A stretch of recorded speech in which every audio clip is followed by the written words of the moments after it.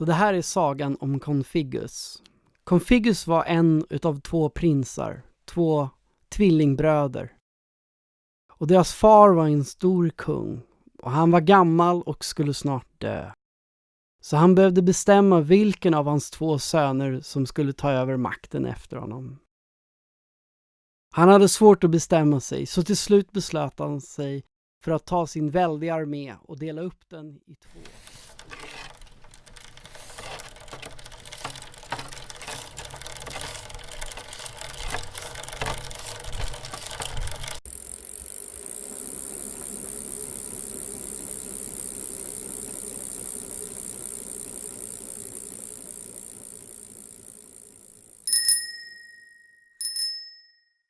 Eskil Steenberg. Well, Eskil Arthur Steenberg is the full name. I'm from Stockholm, Sweden. I live in an apartment in Stockholm, in Östermalm. I'm 38. I'm a programmer. I like to think of myself as a creative programmer. I'm a game designer, and I'm also interactive director. I was pretty terrible at school. I don't think terrible is a strong word. I just wasn't interested. I was alert and, active in class, but I never did my homework because whenever I was home, I would be, working with computer graphics and learning stuff about computer graphics. So when I was about 13, a friend of mine had an Amiga computer and he had Deluxe Paint, and in Deluxe Paint you could animate. And that was like, wow, I can make little animated movies. And so I started doing animation on computers, and that's really how I got into computer graphics, was through wanting to make movies. And then from there I sort of got more technical, became a programmer, got interested in games, and that's kind of my journey, I would say. I think I'm influenced by a lot of different things. I think concept art visually is really important to me. I look at a lot of concept art. I collect concept art. I have a huge shelf of concept art in my house. I have, countless files. I just collect everything. And there are some people within that, like Ralph McQuarrie, who did most of the design for Star Wars, that stands out. Sid Mead, who designed Blade Runner and Tron and a lot of things. He's kind of a hero of mine. But generally, when I create my own artwork, I try to think of things that I try to create a style that hasn't been seen before. I think it's really easy to be influenced by things, and I am influenced by things. I'm influenced by Art Deco. I like a lot of different designs, but I try to think of how to create my own style and how to create my own look and feel. I think another big influence on me is the music video All Is Full of Love by Björk, which was directed by Chris Cunningham. That's a big influence visually. But I think I take a lot of influence from a lot of things. I think when it comes to story and pacing and things like that, I look at things like Nikita, the original French movie, is really sort of important. Art has to work with the technology that is around it. Technology is incredibly important in art in many ways that people don't understand. And it becomes more and more visible actually as we're breaking boundaries in technology, that music isn't becoming better because we get more music equipment. It's just that a lot more people get lost in the equipment, and if you listen to music from the 60s and the 70s, people were more focused about the actual song.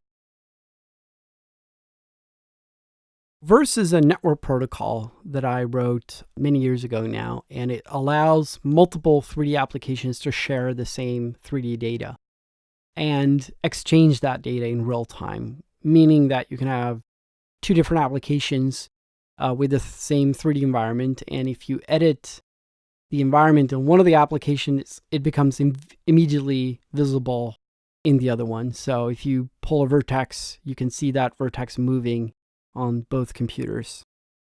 And the protocol is really powerful in that it allows people to collaborate. You can have many people collaborating on a big scene.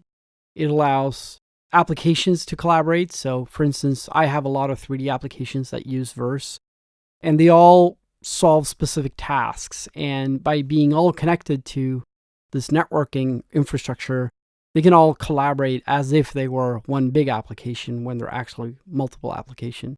And in that way, it just doesn't connect applications, it connects the developers, because different developers can make different tools for different pieces of the puzzle. And that makes it very powerful. So Locaro is a modeling application written for the Verse protocol that allows you to model subdivision surface models with creases using a sort of interesting sketching interface. And the sketch interface lets you basically just draw outlines and then connect a bunch of lines that automatically detects where there's polygons and builds those polygons for you. It's a one-handed application, so it only uses the mouse. There's no key cuts, there's no menus. There's pop-up menus, but there's no like big interface. So it's meant and designed to be like a sketch tool that you can really easily just draw something and make something really fast. But while it is a sort of sketch tool, it's also a real modeler where you can do real models that you can use in games and things like that. So, for instance, all of my games contain models that are made in that application. So it's not just for early sketching, it's for actually doing real work.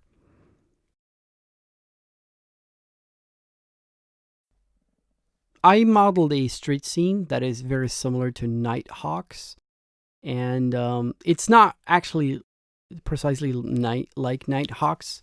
The geometry is slightly different, and it was actually designed for a story that I wrote. And I wrote a story about a kid who was working at a cafe, and he was sort of kicked out of school, and his sort of uncle was running the cafe where he was working, and he was living in this cafe. And in the story, his uncle got killed, and he, as a 17-year-old, basically take over this little cafe. And it would be right next to a big school where kids his age would hang out. And his sort of cafe was kind of the hideaway away from all the adults in their lives. So that was a story that I wrote a bunch of years ago, and I really needed a 3D model for just testing purposes. So I decided to model that cafe, and the cafe then sort of became. It was very similar to the painting, but it allowed me to do a bunch of testing when it comes to lighting and shadows and all kinds of fun stuff like that. But it had sort of a multi-use purpose. It was also a test of the modeling tool, because I wanted to test how to model something more complex, a larger scene. So that was definitely a good use for it.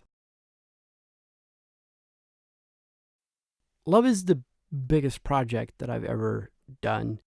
It's a game that I've been working on for 6 or 7 years. It's an open world procedural action adventure multiplayer cooperative game.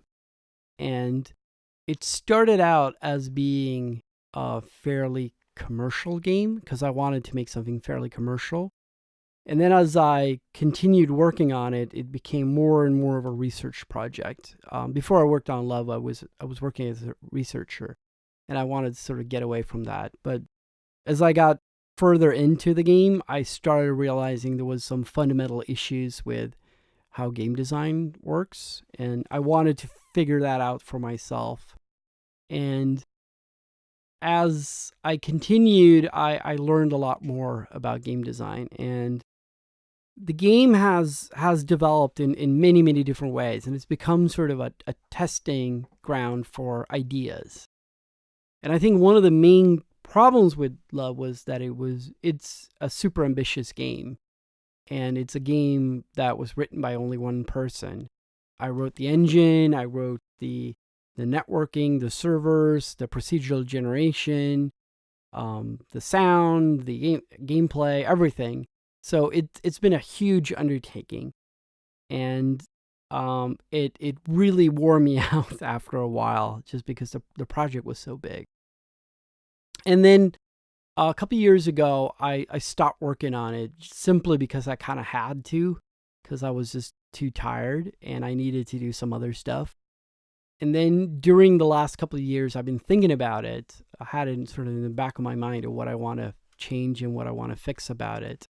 And now I'm slowly getting back to it, where I'm going to start fixing the things that I don't like about the game. I think the core idea of Love was always to create a world where you would have dynamic stories. You would have amazing sort of Star Wars type of stories that would just unfold. And every time you play, you would come away from the game having this amazing story you could tell about what happened in the game. The first mistake that I make, that a lot of people make in video games, is that just if you simulate the real world, or if you simulate a world enough, just cool stuff will start happening because it's all real. And now I know that that's totally wrong. And the best example of that is our real world, because our real world is a perfect simulation.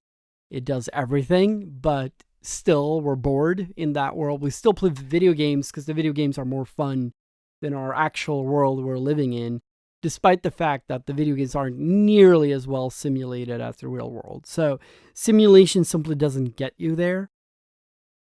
The example that I take is that, like, you might, in your lifetime, you might be, in a bar fight, you might be in a shootout, you might find the love of your life.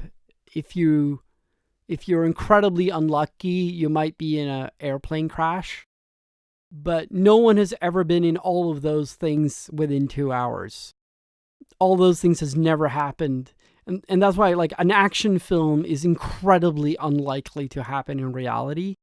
Because if you're just in one of those things in your lifetime, that's like, then you've lived an exciting life. Reality isn't exciting and dramatic, and you need something else for that.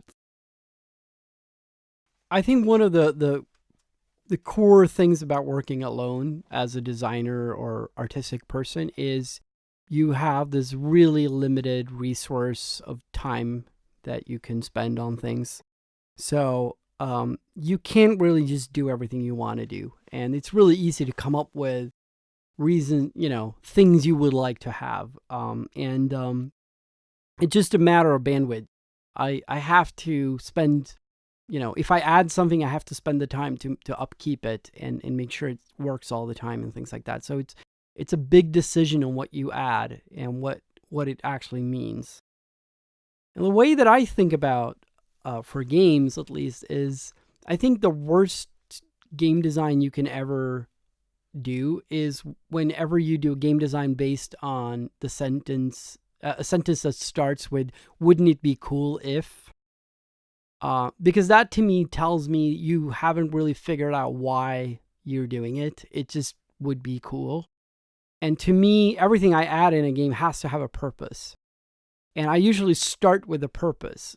I have a problem in the game, like, let's say I have a game that has too little action or too much action, or I want the players to not do the same thing for a long time. I want them to switch action. I want them to collaborate more. I want them to behave in a certain way. I start with that. I start with a need. And then I try to think of, how do I design a game mechanic that achieves that?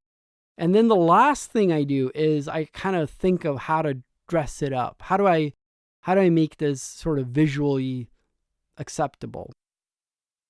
So, for instance, you could say that in Love, each player doesn't have their own stuff. Things are shared in the environment. If you bring in an item to a settlement, anyone in that settlement can can use that item. And what that means is that when there's a new player arriving, all the other players will want them to be successful at finding things for the settlement. Because once they bring something into the settlement, everyone will benefit from that. And that means that Love becomes an incredibly nice game because everybody wants to help everybody. Everybody wants to teach everyone else the game. Everybody wants everyone else to succeed. If people were fighting over the resources, people would be very sort of anti-new players. They would see competition with other players, even though they were maybe on the same team. The fact that there is almost no way in Love to steal resources from another player means that collaboration sort of naturally forms. And I've gotten a lot of feedback where people have said to me, how did you manage to ban all the bad people from this game? Everyone who plays is super nice. Well, that's not me. That's not me banning people. That's just me setting up an environment where the most successful, the best way to be successful is to help other people and to be friendly. And that's how I design things. And the problem with that is that a lot of the times you have to do game design that is non-intuitive, that works differently than reality does. And then you get into the problem of how do I explain this to the players in a way that seems clear and seems reasonable and not super contrived.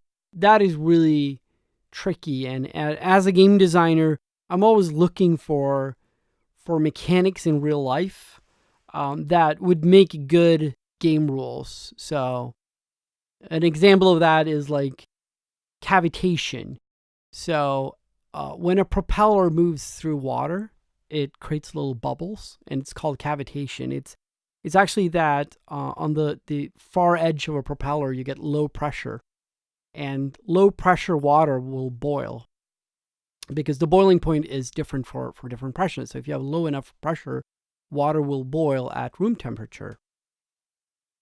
So for a submarine captain, if you travel slow, you won't cavitate. But as soon as you speed up your boat, you will start to cavitate. And the cavitation, little bubbles will make a lot of noise. So as a submarine captain, you have this choice of either I go really slow and I can't be heard by the enemy, or I go over this magical speed where my propellers start cavitating and then I'll make a lot of noise. Now that is a piece of physics, but it makes for really, really good gameplay if you're making a submarine game, because it has this sort of choice that, has some good and some bad on both sides. And that's a great example of something that is real world, but works really good in a game setting. And I'm always looking for those kinds of rules in reality that I can use as useful gameplay. So in my new strategy game, the major one is light. If you're in the light, you have certain properties. If you're in the dark, you have other properties. If you're in the dark, people can't see you, but on the other hand, you can't fire your gun. As soon as you fire your gun, you're in light, and then people can see you. So you have that sort of conflict of light and dark, and which is, the better position to be in. So I try to find those conflicts that are built into a system and then use those to accomplish the gameplay goals of the particular game that I'm working on. And I come from it from a very sort of rule point of view, and then I just have to figure out how to explain the rules with some kind of veneer of reality that people can sort of understand why this area is good and this area is bad, for instance. And that is just how I work. I don't work from reality. I work from rules and then try to wrap reality onto that.